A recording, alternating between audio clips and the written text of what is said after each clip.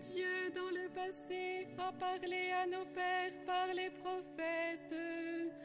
À la fin, en ces jours où nous sommes, il nous a parlé par son Fils. Alléluia, Alléluia, Alléluia, Alléluia, Alléluia, Alléluia, Alléluia.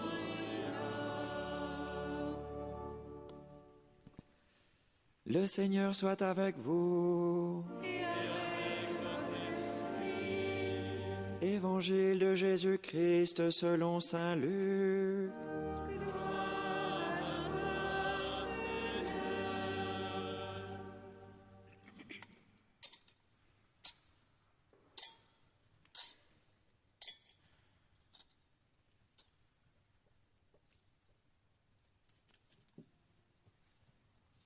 En ce temps-là, les bergers se hâtèrent d'aller à Bethléem et ils découvrirent Marie et Joseph avec le nouveau-né couché dans la mangeoire.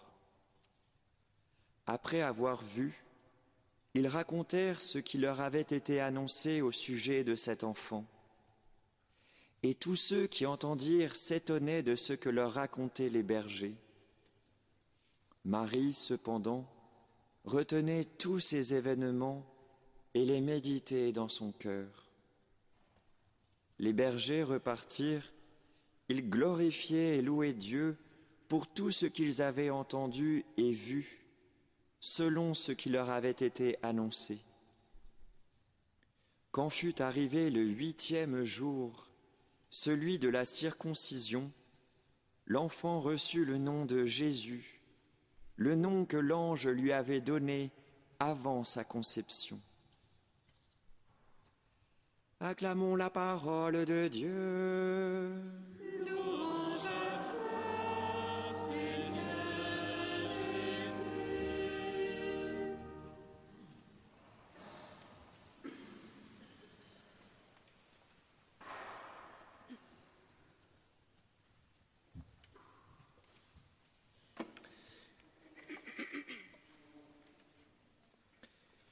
Dans l'évangile que nous venons de lire, il est beaucoup question des bergers, on va en parler dans une minute, mais il y a comme deux scènes d'une certaine façon.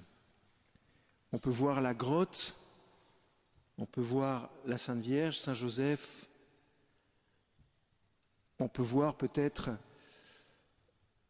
l'âne ou le bœuf, on peut l'imaginer au moins, nous Français, je ne sais pas s'il y avait un bœuf, peut-être un âne pour anticiper le jour où Jésus monterait sur un âne pour entrer à Jérusalem. Vous savez que l'âne, c'est la monture des rois en Israël. Au moment où un roi est fait roi, il a le choix entre le cheval et l'âne. Et s'il choisit le cheval, il s'annonce comme un roi guerrier. S'il choisit l'âne, il s'annonce comme un roi de paix. Alors voilà pourquoi Jésus a choisi l'âne, pour montrer qu'il est roi de paix, mais c'est une diversion. Parce qu'aujourd'hui, nous fêtons Marie, Mère de Dieu. Donc dans cette crèche, regardons cette femme qui a accepté d'être la mère de notre Sauveur. Elle nous a donné la voix du Christ. Bien sûr, le monde s'est fait par lui. Avant que Jésus naisse de Marie, Jésus a participé à la création du monde avec son Père. Mais la Sainte Vierge a donné une voix charnelle à Jésus. Et du coup, nous pouvons entendre Jésus dans l'Écriture nous parler et toucher notre cœur et transformer notre cœur. Vous voyez, c'est une grâce immense. Le Seigneur ne s'est pas contenté de créer le monde avec son Fils. Il a voulu venir nous donner son Fils pour que nous soyons touchés par lui. Quand je dis touchés, Il ne s'agit pas d'une sensibilité uniquement.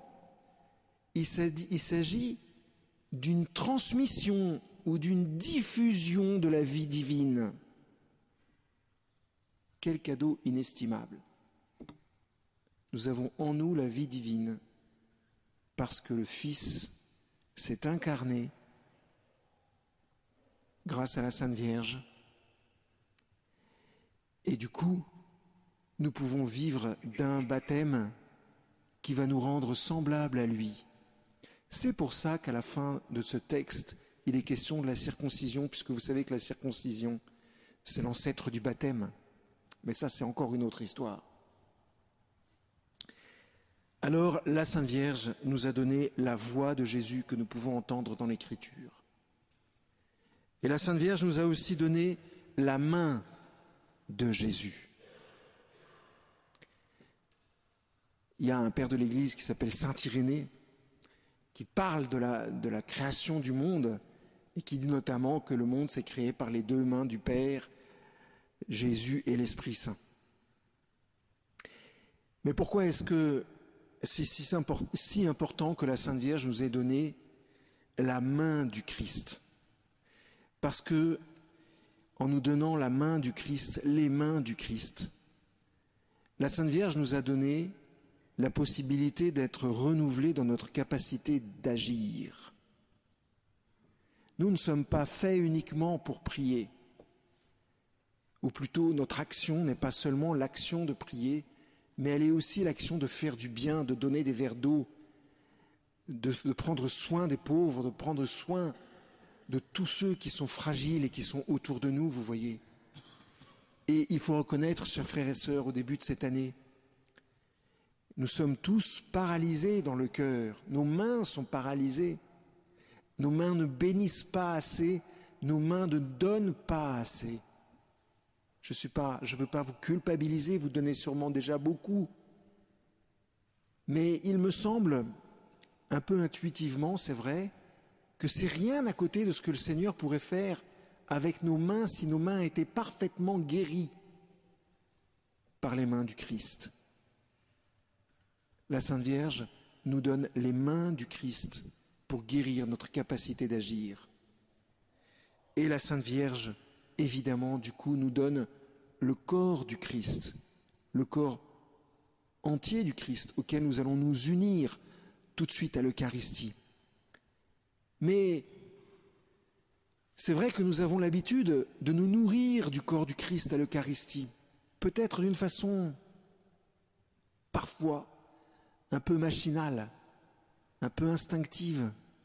C'est vrai que nous sommes des enfants qui aimons manger le corps du Christ. Mais peut-être aussi faut-il, en ce jour particulièrement, redoubler d'attention vis-à-vis de ce corps du Christ, redoubler de vénération vis-à-vis du corps du Christ que nous allons recevoir. J'aime bien les files d'attente, parce que dans les files d'attente, on peut méditer sur ce qui va arriver. Quand vous attendez avant de recevoir le corps du Christ, qu'est-ce que vous faites? Qu'est-ce que nous faisons?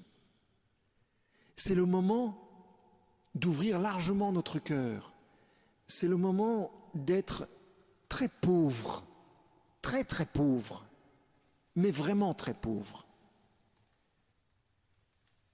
On n'est jamais assez pauvre devant ce corps qui nous est donné, auquel nous sommes unis. C'est dans cette condition de pauvreté, de simplicité, pas une pauvreté truquée, pas une pauvreté voulue, une pauvreté donnée. Donnée comme Jésus se donne. Et en disant cela, j'ai vraiment conscience, et croyez-moi, je porte cela à l'autel, à chaque fois que je célèbre la messe. Et c'est vraiment vrai. J'ai vraiment conscience que dans notre assemblée, il y a des gens qui ne peuvent pas communier au corps sacramentel du Christ. Je pense aux divorcés mariés, pour être très précis. Entre autres. Sachez, chers frères et sœurs, que vous êtes portés sur l'autel.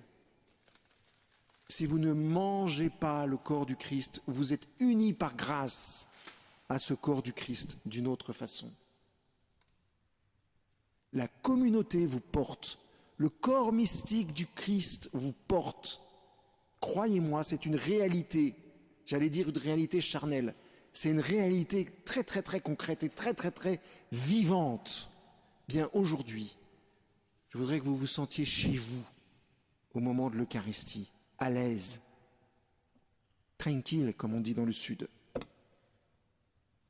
comme des enfants. Quelle qu'était votre vie, nous avons tous droit de nous unir d'une façon ou d'une autre au corps du Christ. Alors, ces bergers, ces bergers font ce que nous aurions à faire, ou ce que je vous propose de faire. Les bergers, d'abord, ils voient. Mettez-vous à leur place. Ils étaient en train de mâcher du chewing-gum dans la prairie, ou de fumer une cigarette avec leurs moutons. Ça, je répète la situation, parce que elle est quand même... peut-être qu'ils faisaient des croissants. Parce que je dis ça parce que j'ai un ami ici qui fait des croissants. En tous les cas, ils n'y étaient pas, les bergers. Il a fallu qu'un ange les secoue, les appelle, leur dise « Ouh, c'est un moment très très important, viens voir le Christ, viens voir ton Dieu ». Et moi, là où je trouve merveilleux ces bergers, c'est qu'ils y sont allés. Alors, vous allez me dire, oui, mais il y avait quand même un son et lumière assez important quand même. Peut-être. Ils ont été peut-être un peu aidés par grâce, mais nous sommes aussi aidés par grâce. Vous n'êtes pas ici uniquement parce que vous l'avez décidé, vous êtes aussi ici parce que l'Esprit Saint vous a poussé, un peu comme les bergers. Alors ensuite, les bergers sont invités à voir. Et qu'est-ce qu'ils voient?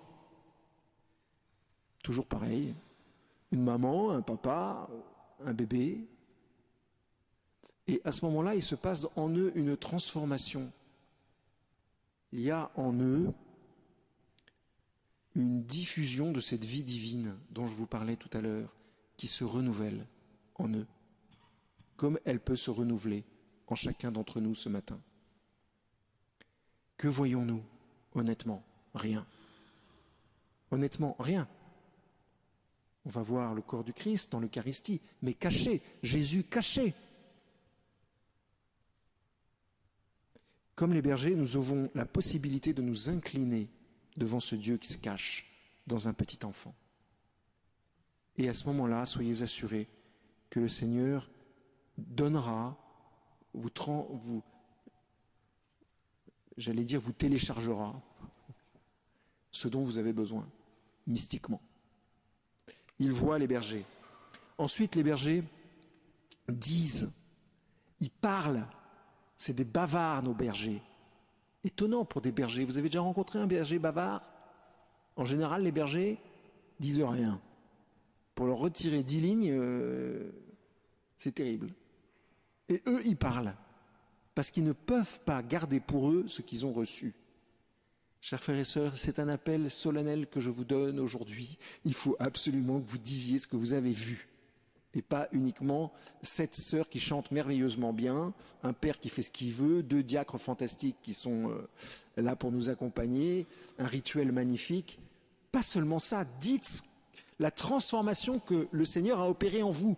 Dites ce que Jésus fait pour vous. Mais il faut le dire, sinon le monde va en crever. Sinon la pluie les rendra tristes. Avec Jésus, c'est moins possible. Vous voyez ce que je veux dire ? Il faut, si nous sommes ici, c'est parce que nous sommes appelés à la mission, et une mission concrète, vivante, ardente.